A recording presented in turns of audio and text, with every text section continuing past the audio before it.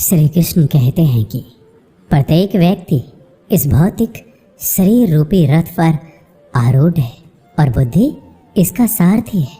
मन इसका लगाम है तथा इंद्रियां घोड़े हैं। इस प्रकार मन तथा इंद्रियों की संगति से ये आत्मा सुख या दुख को भोगता है। मृत्यु के समय जीव द्वारा विकसित की गई चेतना उसे दूसरे शरीर में ले जाती है।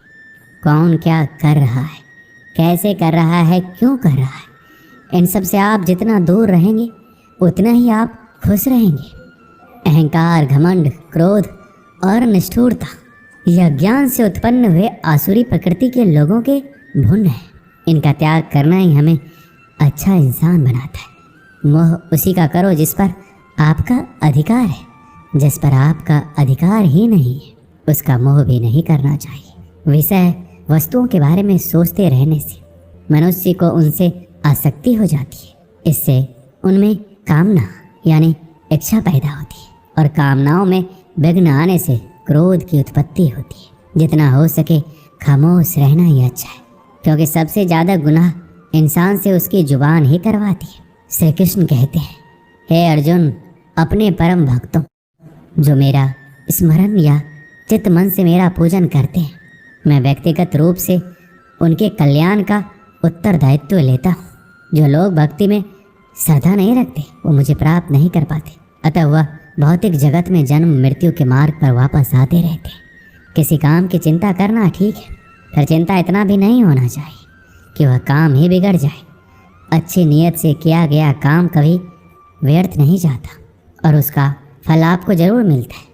मैं किसी का भाग्य नहीं बनाता, हर कोई अपना भाग्य खुद बनाता है।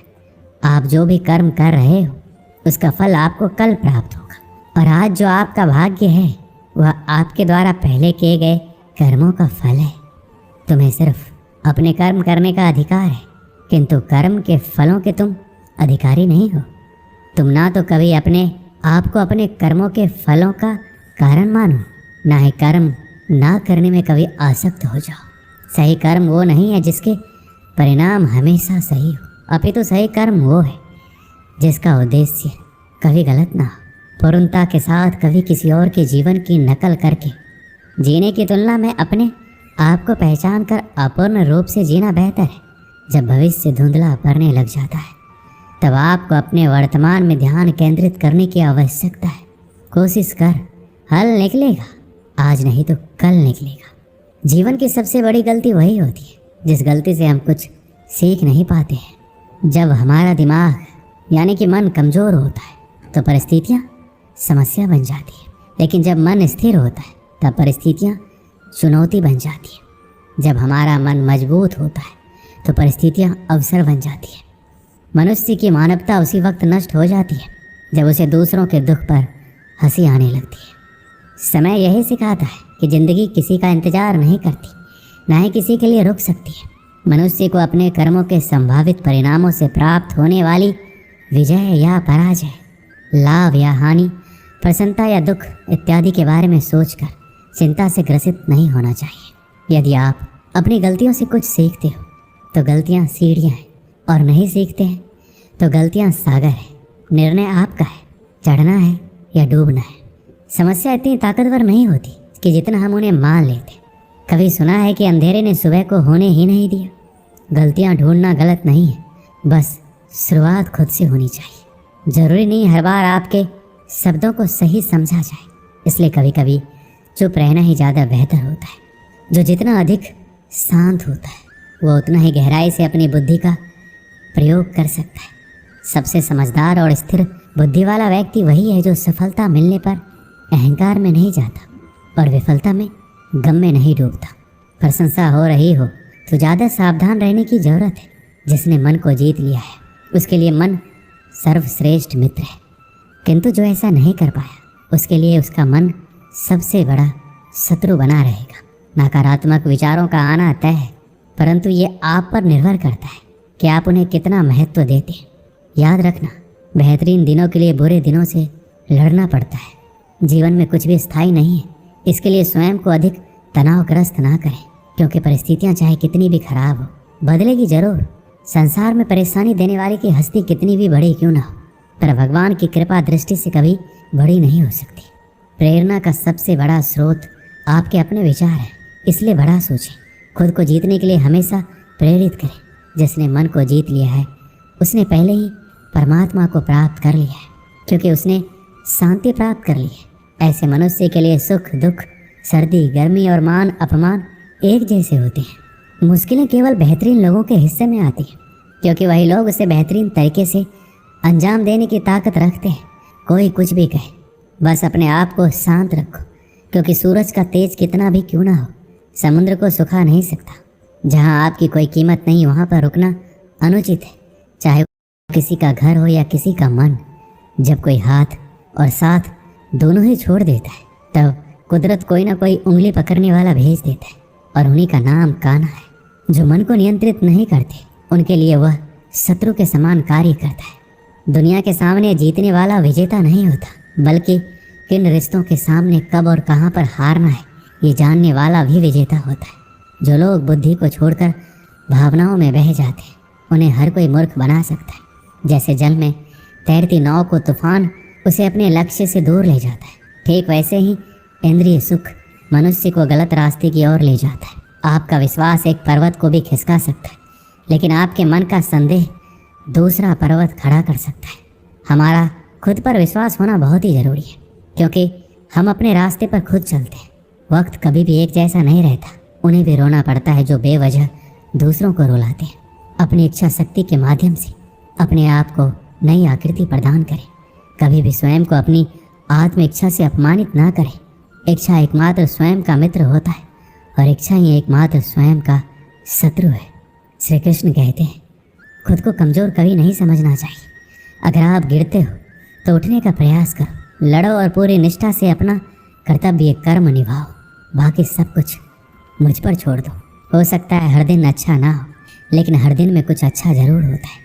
धैर्य रखिए। कभी कभी आपको जीवन में सबसे अच्छा पाने के लिए सबसे बुरे दौर से गुजरना पड़ता है। रोना बंद करो और अपनी तकलीफ़ों से खुद लड़ना सीखो, क्योंकि साथ देने वाले भी शमशान से आगे नहीं जाते। समय जब न्याय करता है तब गवाहों की आवश्यकता नहीं पड़ती है। अगर साफ नियत से मांगा जाए तो ईश्वर किस्मत से बढ़कर देता है। जब भी विनाश होने का प्रारंभ होता है, शुरुआत में इंसान वाणी का संयम खोता है। जीवन में सब कुछ खत्म होने जैसा कुछ भी नहीं होता। हमेशा एक नई शुरुआत हमारा इंतजार कर रही होती है। जीवन में यदि खुश रहना है तो अधिक ध्यान उस चीज़ पर दें जो आपके पास है, उस पर नहीं जो दूसरों के पास है।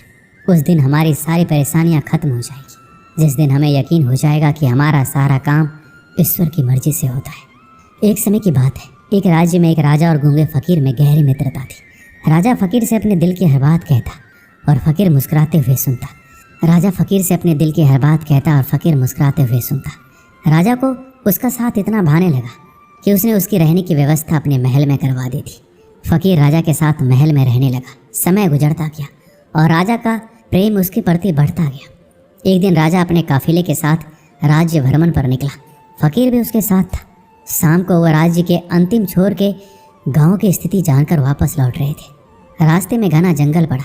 राजा का काफिला रास्ता भटक गया। राजा ने अपने सारे सैनिकों को रास्ता ढूंढने के लिए चारों दिशाओं में भेज दिया और खुद फकीर के साथ एक पेड़ के नीचे सुस्ताने लगा। उस पेड़ पर एक फल लगा हुआ था। राजा और फकीर दोनों भूखे थे। राजा ने पेड़ पर चढ़कर फल तोड़ लिया और उसके 6 टुकड़े कर दिए, 3 अपने लिए, 3 फकीर के लिए।